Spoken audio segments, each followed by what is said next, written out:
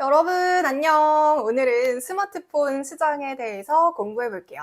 여러분들은 스마트폰 교체 주기가 어떻게 되시나요? 제가 이전에 아이폰 11을 2019년인가 그때쯤에 사서 올해 4월까지 한 4년 넘게 쓰다가 배터리가 너무 금방 닳아서 14로 바꿨거든요. 저뿐만 아니라 전 세계적으로 스마트폰 교체 시기가 점점 길어지고 있습니다. 특히 미국과 중국 쪽의 수요 부진을 겪으면서 매년 스마트폰 출하량이 감소하고 있거든요. 그래서 지금 스마트폰 시장은 피크 아웃이다. 이런 얘기도 정말 많습니다. 지금 애플도 그렇고 삼성전자도 그렇고 이렇게 부진한 스마트폰 시장을 극복하기 위해서 각자의 전략을 짜고 있거든요.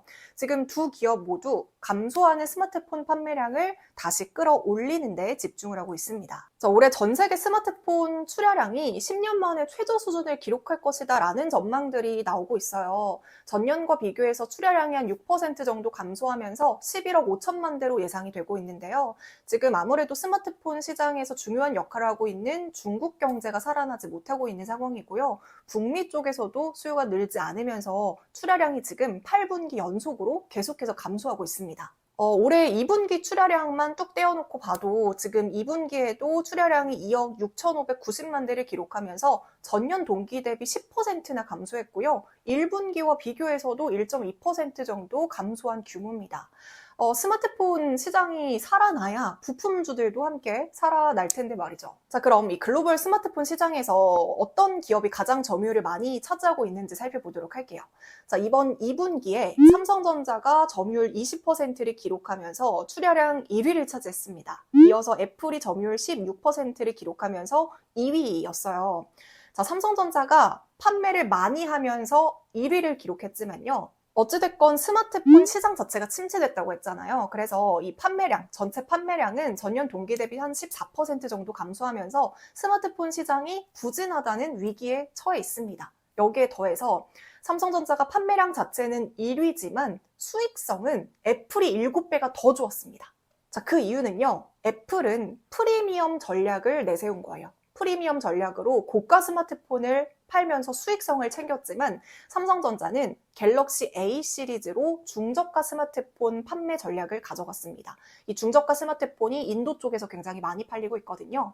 그래서 단가가 세지 않은 스마트폰을 판매하다 보니까 판매량 자체는 늘었지만 수익성 쪽에서는 애플의 7배 뒤처진 수준이었다라는 것들을 확인을 할 수가 있었습니다. 그래서 결국에는 프리미엄 폰 시장 점유율에서는 애플이 훨씬 더 높은 점유율을 가져가고 있고요. 이에 따라서 삼성전자는 판매량을 지금처럼 1위로 유지하면서 수익성을 함께 강화시키는 것이 앞으로의 숙제가 되겠죠. 자, 그래서 이번에 삼성전자도 수익성을 잡기 위해서 올해는 폴더블 폰에 주력하겠다라는 목표를 가지고 있는데요. 그래도 다행스럽게도 폴더블 폰 쪽의 시장 출하량은 계속해서 증가하고 있는 모습들을 보여주고 있습니다. 보시면 전 세계 폴더블 폰 판매량은 지난해까지 1310만 대에서 올해는 1860만 대까지 늘어날 것으로 전망이 되고 있고요. 내년에는 2배 가까운 3570만 대까지 증가할 것이다 라고 시장에서는 예측을 하고 있습니다. 그래도 스마트폰 시장 자체는 부진하지만 그 안에 폴더블 폰 쪽 전망은 좀 긍정적이기 때문에 최근에 구글도 그렇고 모토로라도 그렇고 최근에 폴더블 폰 출시한 거 확인하셨죠. 이렇게 여러 기업들이 폴더블 폰 쪽으로 이제 막 시장에 발을 디디고 있는데 그래도 아무래도 폴더블 폰은 삼성전자가 가장 먼저 물꼬를 튀기도 했고요. 삼성전자가 가장 앞서고 있는 상황입니다. 삼성전자에서도 제가 앞서 말씀드렸다시피 앞으로 수익성을 끌어올리기 위해서 폴더블 폰 쪽의 비중을 30% 이상으로 끌어올리겠다라는 목표를 세우고 있는데요. 실제로 이번에 8월에 갤럭시 Z 플립 5랑 폴드 5가 출시가 됐잖아요. 이번에 출시됐던 그 플립이랑 폴드 시리즈가 가격이 인상이 됐습니다. 플립 5의 경우에는 256GB를 기준으로 전작보다 한 4만원가량 상승했고요. 폴드 5도 9만원가량 올랐습니다. 이 두 제품에 대한 올해 판매 목표가 1000만 대 이상을 파는 거라고 합니다. 8월에 출시가 되고 지금 9월이잖아요. 출시되고 지금 한 달 정도가 지났는데요. 이번에 출시된 시리즈는 그래도 기술적인 부분이 상당히 많이 업그레이드가 되면서 완성도 높은 폴더블 폰이다라는 시장의 평가를 받기도 했고요. 그동안 출시됐던 폴더블 폰 시리즈 중에서 가장 가볍고 또 두께도 얇아졌습니다. 여기에 폴더블 폰의 가장 큰 불만이었던 배터리 효율도 크게 향상이 됐고요. 특히 이제 갤럭시 Z 플립 5의 경우에는 그 외부에서 볼 수 있는 화면이 기존보다 2배가량 커졌기 때문에 핸드폰을 굳이 펴지 않고도 실행할 수 있는 기능이 많아져서 사용성도 상당히 많이 증대가 됐습니다. 덕분에 판매 실적도 굉장히 좋았는데요. 국내에서는 지금 일주일 동안 102만 대의 사전 판매를 기록하면서 기존의 폴더블폰 역대 시리즈 중에서 최고 기록을 달성을 했고요. 지난해 그 플립이랑 폴드 4 전작이 사전 판매량이 97만 대였는데 이번에는 102만 대로 판매량이 전작보다 5% 넘게 늘어났습니다. 글로벌 판매량도 굉장히 좋은데요. 인도에서는 28시간 만에 10만 대를 넘어서면서 전작보다 예약 건수의 증가 속도가 훨씬 더 빨랐고요. 유럽과 중남미, 동남아 이쪽에서도 사전 판매량이 전작을 넘어선 것으로 알려지고 있습니다. 물론 이제 조만간 아이폰 15 시리즈가 출시될 예정이잖아요. 그래서 아이폰 15 시리즈가 출시가 되면 이 삼성전자 쪽의 제품의 관심이 계속해서 이어질 것인지 아니면 아이폰 15 쪽으로 넘어갈 것인지 이런 부분들은 아이폰 15가 출시가 되고 좀 지켜봐야겠지만요. 어쨌든 삼성전자의 목표는 앞으로 스마트폰의 주류 모델이 기존의 바 형태가 아니라 폴더블 폰으로 바꿔서 폴더블 폰의 대중화를 이루겠다라는 것이 목표입니다. 자, 그러기 위해서는 일단 부진한 시장을 좀 공략을 해야 되는데요. 삼성전자의 부진한 시장이 지금 중국입니다. 지금 중국에서는요, 삼성전자의 스마트폰 점유율이 거의 없는 수준이에요. 1%, 0%대 수준인데요. 그래도 2014년까지만 하더라도 삼성은 중국 스마트폰 시장에서 한 20%대 점유율을 가지고 있었지만요. 우리가 중국과의 여러 가지 정치적인 여러 가지 이슈들을 겪으면서 2019년 이후에는 1% 미만으로 급락하면서 현재는 중국 시장의 점유율이 거의 없는 상황입니다. 중국에서 삼성전자의 입지가 줄어드는 동안 중국은 지금 화웨이와 같은 자국 브랜드 그리고 아이폰에 대한 선호도가 굉장히 높은데요. 그래도 우리가 좀 다행인 부분이라고 생각을 할 수 있는 것은요.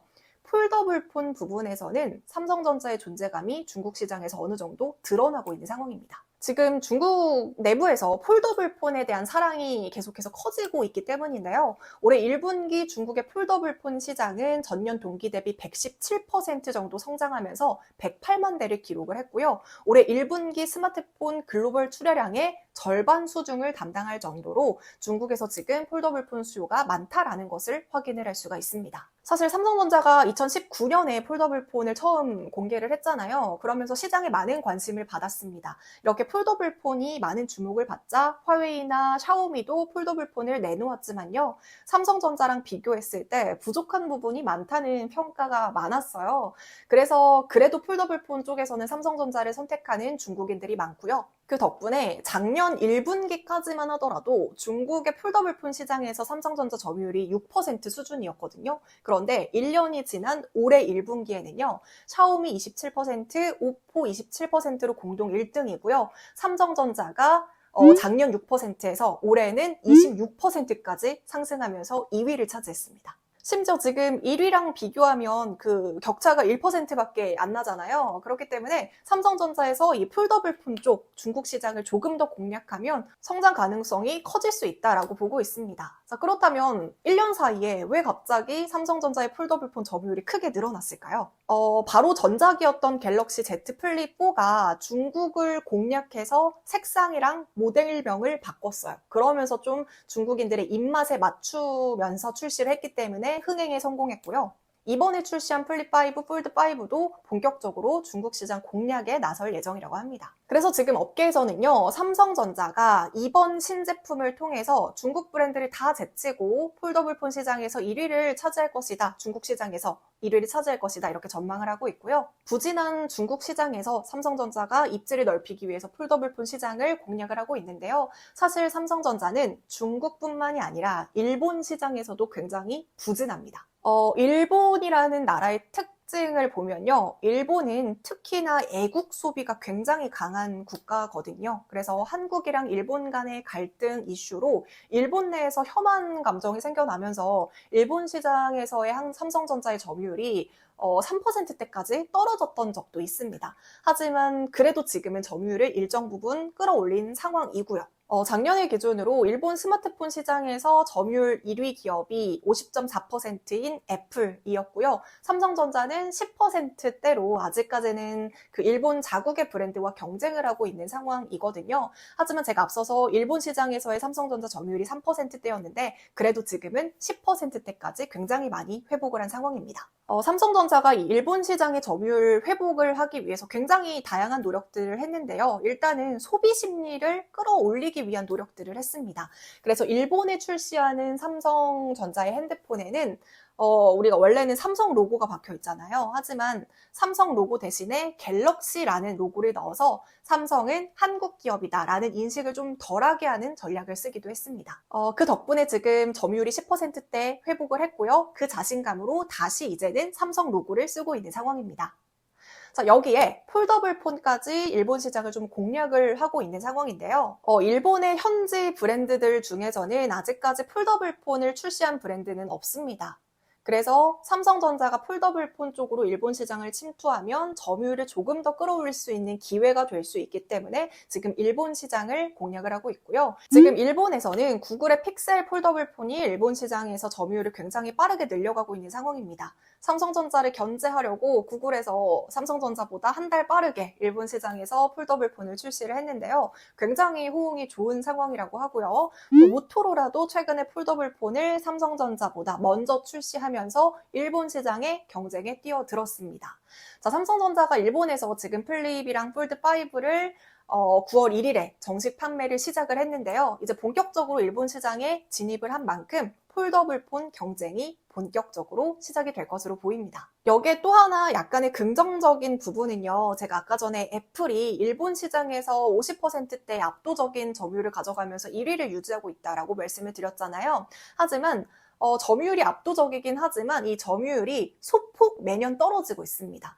2021년에는 애플이 55.6% 점유율을 가지고 있었는데 2022년에는 50.8%로 떨어졌고요. 여기에 올 2분기 점유율은 47%대까지 떨어졌습니다. 이렇게 애플이 일본 시장에서 점유율이 소폭 떨어지는 과정에서 삼성전자가 갤럭시 폴드 5랑 플립 5 신제품이 일본에 잘 침투를 하게 된다면 지금의 삼성전자 일본 점유율 10%대보다 훨씬 더 점유율을 가져갈 수 있는 기회로 여겨볼 수도 있겠죠. 자, 그런데 여러분 이거 궁금하지 않으세요? 지금 삼성전자를 필두로 다른 기업들이 폴더블 폰 시장에 막 뛰어들고 있잖아요. 근데 왜 애플은 아직까지 폴더블 폰 제품을 출시하고 있지 않을까요? 아예 애플이 폴더블 폰 시장을 배제하고 있는 것만은 아닌 게 그래도 폴더블 폰과 관련한 특허는 계속해서 취득하고 있습니다. 애플이 지난 2월에 화면뿐만이 아니라 기기 여러 부분들을 터치해서 기능을 수행할 수 있는 기술 특허를 취득을 했거든요. 그런데 이 특허 안에는 랩 어라운드 스크린 도면이 함께 포함이 되어 있습니다. 이 랩 어라운드 스크린의 경우에는요, 스마트폰의 뒷면까지 디스플레이를 적용하는 기술이기 때문에 보통 접이식 스마트폰에 쓰이는 기술이라고 합니다. 이런 특허를 통해서도 애플이 그래도 폴더블 폰 시장에 진입을 하지 않을까라는 시장의 기대감이 있고요. 또 7월에도 롤러블 디스플레이와 관련한 특허를 출시하기도 했습니다.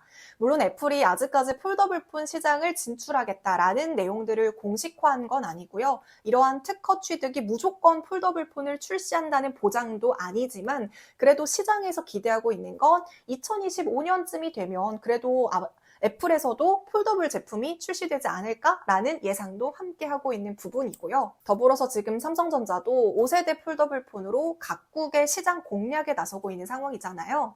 애플도 아이폰 15 시리즈 출시를 앞두고 있고요. 이제 이 두 기업들의 신작 판매 경쟁이 본격적으로 시작이 되면 애플인지 삼성전자인지 어느 쪽의 수요가 더 많은지는 우리가 확인을 할 수가 있습니다. 그런데 이때 스마트폰의 수요 기조가 기존의 바형보다는 폴더블 폰 쪽으로 전환이 되는 모습들이 연출이 되면 삼성전자는 스마트폰 패권을 장악할 수 있는 기회가 될 수가 있고요. 또 애플도 이제는 바 형태만 고집하는 것이 아니라 폴더블 폰 출시를 고려할 수도 있겠죠. 다만 한국투자증권에서는 이렇게 이야기를 하고 있어요. 아직까지는 전체 스마트폰 시장에서 폴더블 폰이 차지하고 있는 비중이 한 자릿수대다. 그러니까 이 폴더블 폰이 스마트폰 시장에서 차지하고 있는 비중이 그렇게 크지 않다라는 거죠. 그리고 삼성전자의 신형 폴더블 폰 출시에도 불구하고 이 스마트폰용 소형 OLED 패널 시장의 성장세가 폭발적으로 성장하지 않는 이유도 비슷한 이유다라고 이야기를 하고 있습니다. 즉, 이 말은 아직 당장은 폴더블 폰이 스마트폰 시장의 게임 체인저가 되기에는 무리가 있다라는 점들을 꼽고 있습니다. 어찌됐건 지금 스마트폰 시장은 피크아웃이고요. 그래서 차별화로 판매량을 끌어올려야 되는 상황이어서 삼성전자가 프리미엄 수요를 흡수할 수 있을지 우리가 계속 주목을 해봐야 될 것 같고요. 또 한편으로는 이런 생각이 들기도 해요. 프리미엄이라는 단어가 붙으면서 가격이 계속 올라가고 있잖아요. 기업들은 비싸게 팔아서 실적을 방어하려고 합니다. 하지만 지금 글로벌 스마트폰 시장에서 중국이 차지하고 있는 비중이 큰데 지금 중국은 또 경기 악화로 인해서 내수가 부진하잖아요. 과연 이 비싼 스마트폰을 사기 위해서 지갑을 열게 될지, 오히려 이 프리미엄화가 소비자들의 지갑을 닫게 하는 요인이 되지는 않을지도 저는 궁금한데요. 여러분의 생각은 어떠신지도 궁금합니다. 네, 이렇게 오늘은 스마트폰 시장에 대한 전반적인 이야기를 나눠봤고요. 지금 이베스트 투자증권에서도 미국 주식에 대해서 거래 금액 $100 이상을 채우면 한 주를 랜덤으로 증정하는 이벤트를 하고 있습니다. 관련 링크 댓글창에 달아드릴 테니까요. 이벤트도 함께 신청해 주시고요. 또 다른 내용들이 궁금하시다면 언제든지 댓글로 남겨주세요. 그럼 오늘 영상은 여기서 마무리하겠습니다. 안녕!